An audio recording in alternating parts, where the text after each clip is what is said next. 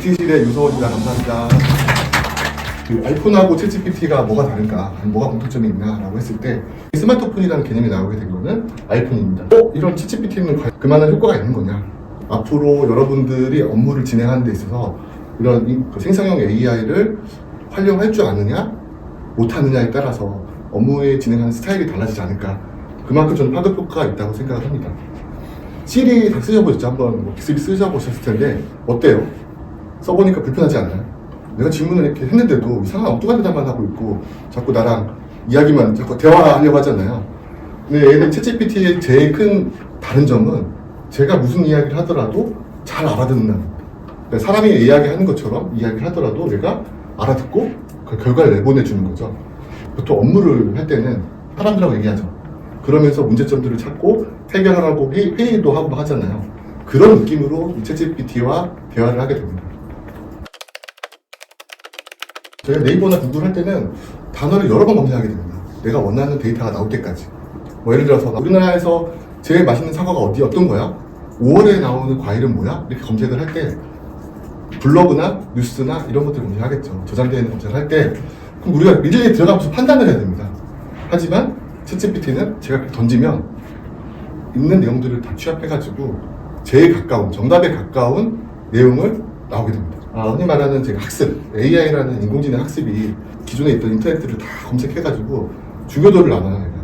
인공신경망이라고 하는데 사람의 뇌 속에 우리가 뭐 어떤 문제가 딱 들어오면 사람이 판단을 할 거잖아요. 그러면 추론을 막 한단 말이에요. 오늘 점심 뭐 먹을래? 하고 물어보면 여러분 어떻게 해요? 충정로 근처에 아시는 5,000원짜리, 6,000원짜리에 오늘은 스테이크 먹어야지 이렇게 나오잖아요. 그런 것처럼 얘도 추론을 하게 됩니다. 중요도에 따라서. 근데 이제 이게 챗GPT는 단점이 하나 있습니다. 뭐냐면 그냥 막무가내로 야 사과 맛있는 거 뭐 있어? 이렇게 던지면 너무 강대한 내용을 내보냅니다. 그 질문을 점점 자세하게 던져야 됩니다. 나 혹시 충청도 사과 중에 어떤 게 제일 맛있어? 아니면 충청도에 5월에 나오는 사과가 있어 혹시? 뭐 이렇게 점점 세부적으로 질문을 던져야지만 챗GPT가 원하는 답을 해주게 됩니다. 제일 중요한 게 제가 보기엔 이거 위에 겁니다. 롤. 나는 여행하고 싶은 여행 계획이야. 먼저 정해줍니다. 그 다음에 도메인이라는 것도 되게 중요합니다. 도메인이라고 하는 거는 범위를 좁혀주는 거예요. 예를 들어서 충청도 내에서 이렇게 범위를 좁혀주면 챗GPT가 그 안에서만 결과를 나타나게 됩니다.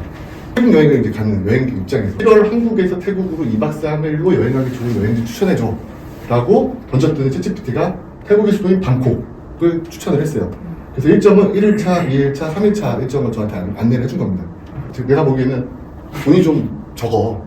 가성비가 있게 가고 싶어. 그래서 제가 추가했습니다. 프리페런스라고 해서 예산 친화적인 여행 목적지에 대한 추천을 선호한다는 넣었더니 그 파타야를 추천을 했어요. 그 밑에다 도메인으로 제안을 한 거죠. 나 음식 여행을 하고 싶어. 제안을 했더니 치앙마이를 추천해 주게 됩니다. 이런 것처럼 옵션을 어떻게 주냐에 따라서 챗GPT는 다양한 결과를 이렇게 줍니다. 크롬 웹스토어와 프롬프트 진이라는 걸 설치하시면 한글로 질문을 던지면 제가 영어로 바꿔가지고 챗GPT한테 질문을 던져요. 그 결과가 영어로 나올 거잖아요. 그걸 한글로 바꿔줘요. 유튜브의 스크립트를 다 가져와서 요약을 해주는 플러그인입니다. 자막들을 쫙 가져오게 되고요. 이걸 가지고 여기 누르시면 챗GPT에게 요약을 해서 돼요. 엣지 브라우저를 쓰시면 B라고 해서 빙이라는 걸 누르시면 이렇게 채팅창이 나옵니다. 여기 또 뭐라 했냐면 현재 페이지 내용을 한글로 요약해줘 라고 했더니 얘가 이렇게 나옵니다. 현재 페이지 내용을 8명이 죽은 소방 텍사스 투어를 했다라는 내용이에요. 여기 요약을 했어요. 이거 봤으니 내가 얘에 대한 기사를 좀 써야겠다. 여기에 채팅 작성 미리 파악이 있는데 여기 작성을 누릅니다. 누르고 여기다가 주제를 100일 우월주의자의 특징이라는 주제를 던지고 톤은 전문가 톤으로 할 거냐, 캐주얼 톤으로 할 거냐, 열정적으로 할 거냐, 재미로 할 거냐, 제가 선택을 해서 컨텐츠로 할 거니까 하고 블로그 게시물을 만들 거다 라고 해서 초안 생성을 눌렀더니 이렇게 나와요. 100일 우월주의자의 특징은 이렇다. 쭉 자동으로 생성을 해주게 됩니다. 근데 이거는 단점이 있습니다. 뭐냐면 짧아요. 길지가 않아요. 그러면은 이걸 어떻게 되냐? 이 똑같은 것들을 아까 제가 배웠죠. 챗GPT에다가 던지면 됩니다. 챗GPT가 훨씬 더 자세하게 나오고 더 풍부한 내용을 알려주게 됩니다. 파워포인트, 엑셀, 워드, 아웃룩 많이 쓰시잖아요. 여기는 똑같이 옆에 부조종사가 붙게 됩니다. 마이크로소프트 빙에 보면 이미지 크리에이터라는 사이트가 있습니다. 여기 들어가시면 디테일한 이미지 로그를 하는 거예요. 크리에이트 라이브러리 워터컬러 스타일의 토끼를 그려달라. 생성해달라. 그리고 약간 물방울 스타일의 토끼가 나왔죠. 이게 라이브러리 하는 거예요. 그럼 제가 이거를 어떻게 이렇게 할 수 있냐 라고 하면은 만들기 위해서 제가 챗GPT한테 물어봤어요. 뭘 물어봤냐, 토끼의 특성을 표현하는 형용사 20개 추천해달라. 난 그래픽 디자이너다. 토끼 스타일 20개 추천해주고 테이블 정리해달라. 제가 이걸 가지고 긁어다가 계속 던진 거죠. 그러니까 여러분 이제 형용사 생각 안 날 때는 이렇게 챗GPT한테도 물어보면 그거 가지고 이제 활용하실 수가 있어요. 제가 이 PPT 자료는 제가 챗GPT한테 물어보고 만든 겁니다. 어떻게 만들었는지 한번 보여드릴게요. 자, 제가 이렇게 질문을 했어요. 나는 직원들에게 강의하는 IT 강사야. 나는 제목과 목차로 강의를 할 계획인데 각 목차 항목마다 PPT 2장으로 구성할 계획이니까 뭐 내용을 작성해달라 라고 점쳤어요. 슬라이드 1 제목은 이걸로 하고 배경 이미지는 챗GPT 로고 또는 AR 관련 이미지를 넣어라. 슬라이드 2는 챗GPT 역할과 기능, 챗GPT가 자연어 처리를 이해를 어떻게 하는지 해라. 가이드를 해주죠. 마음에 안 드는 거죠. 그래서 바꿔달라는, 아이폰과 챗GPT 공통점이 무엇이니 새로운 혁신을 일으킨다는 관점으로 내용을 다시 작성해달라. 사용자 경험 혁신, 문제 해결 혁신. 제가 이 내용을 가지고 아까 PPT 자료를 구성합니다. 챗GPT가 가진 장점과 단점 설명해달라고 했더니 바꿔주는 거예요. 정보 과잉, 검색어의 한계, 아까 제가 다 넣은 거. 이 내용 그대로 안 넣고 좀 변화는 했죠. 제가 이렇게 사용한 겁니다. 여러분들도 신입사원이 새로 오면 어떻게 일을 시키나, 처음에. 아무것도 업무도 모르기 때문에 디테일하게 지시를 하시잖아요. 그쵸? 너 내일까지, 언제까지, 어떤 거에 대해서 이걸 참조해서 이렇게 해와 라고 얘기를 하겠죠. 그것처럼 챗GPT도 마찬가지로 신입사원들을 대하듯이 자세히 해야 된다. 챗GPT는 2021년 9월까지 자료만 학습하고 있습니다. 그 이후의 자료는 몰라요. 잘 보시면 진짜 같죠. 사실 코파일럿 내용하고 달라요. 이런 것들 판단은 여러분들이 해야 돼요. 무조건 갖다 쓰시면 지시된 자료가 아니게 된 거죠. 아래 내용을 PPT에 포함시킬 수 있도록 테이블 형태를 요약해줘. 이렇게 테이블로 이렇게 하는 겁니다. 주가 이렇게 끊깁니다. 검색하다가 끊겨. 그러면 계속해라.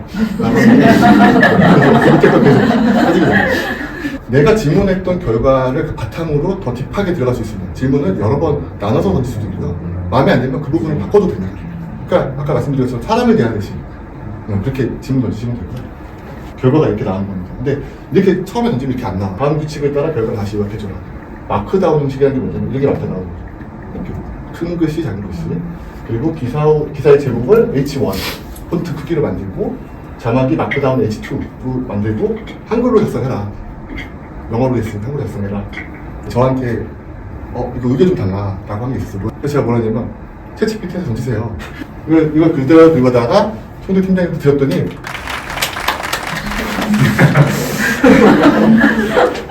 아마 이제 IT 직원분들 결과 어떻게 나냐 보세요. 이게 그대로 잘 적혀있을 거예요.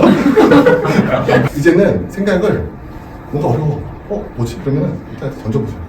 던져보면 그걸 그대로 써가는 게 아니라 참고해서 각색해서 여러분 용도에 맞게 쓰시라는 이야기를 챗GPT한테 물어본 겁니다. 활성화 관련된 문제 내달라. 그게 문제. 구글 시트를 써야 될 일이 있어가지고 구글 시트는 엑셀과 똑같긴 하지만 쿼리가 다르거든요. 던지는 명령어가 달라서 제가 쿼리 명령어 종류를 알려달라. 그래서 이렇게 알려준 거예요. 그럼 제가 이거 보고 쿼리 그대로 썼어요. 특정 주소로 네이버, 구글, 카카오맵의 위치를 표시하는 자바 코드를 알려줘 라고 했더니 자바스크립트로 이렇게 코드를 알려주는 거죠. 근데 중요한 건 이걸 그대로 갖다 쓰면 안 됩니다. 여기에도 오류가 있을 수 있어요. 거짓을 할 수가 있기 때문에 여기에다가 해킹 코드를 넣었으면 어떡할 거예요. 그럼 큰일 나겠죠. 그래서 이거는 개발자들은 이걸 해석할 줄 아는 능력이 있어요.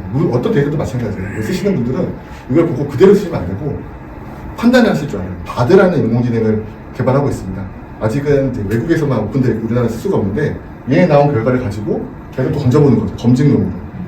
그러면은 걔가 맞는지 얘가 맞는지 똑같다 그러면 맞을 거예요. 이제 이렇게 AI와 AI끼리 이렇게 붙여버리는 거죠.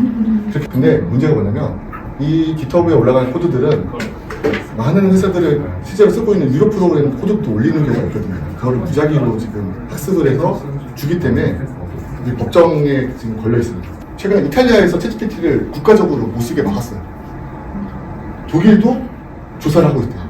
일본 대학 같은 경우에는 논문 쓰지 말라고. 삼성전자 업무에 챗봇 사용하면 해고하겠다.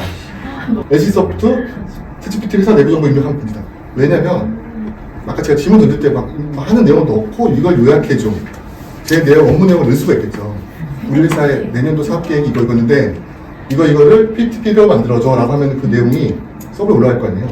그게 유출이 되는 거죠. 그래서 이렇게 업체들이 막고 있는 거예요. 여러분들이 사용할 때도 회사의 기밀 내용들을 입력해서 학습한 다음에 하지 않도록 조심을 하셔야 됩니다.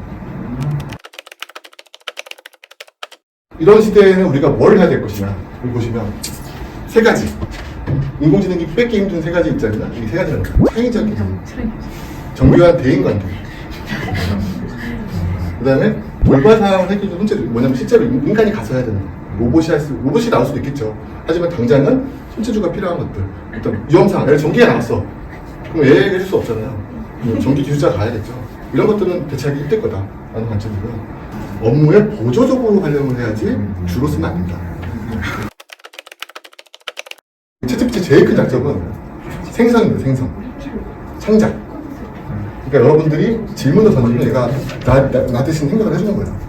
그러니까 이런 것들을 활용하시면 좋고요. 노션에 또 노션 AI가 있잖아요. 그 슬래시 치고 들어가면은 글을 작성을 해줘요. 요즘에는 그런 기능들을 붙이는 게 유행이 됐어요. 그거 말고 되게 앞으로도 계속 나오고 있어요. 여러분들이 그때그때 다 공부해야 되냐? 다 하실 필요 없습니다. 어차피 비슷합니다. 사용법은 다 비슷하기 때문에 아까 말한 프롬프트를 얼마만큼 디테일하고 자세하게 하느냐 이런 거에 집중을 하시면 됩니다. 이렇게 프롬프트 던지는 예시들이 좀 있습니다. 이걸 보시고 참고해서 사용해 주시면 되겠습니다. 지금까지 유성훈이었습니다. 감사합니다.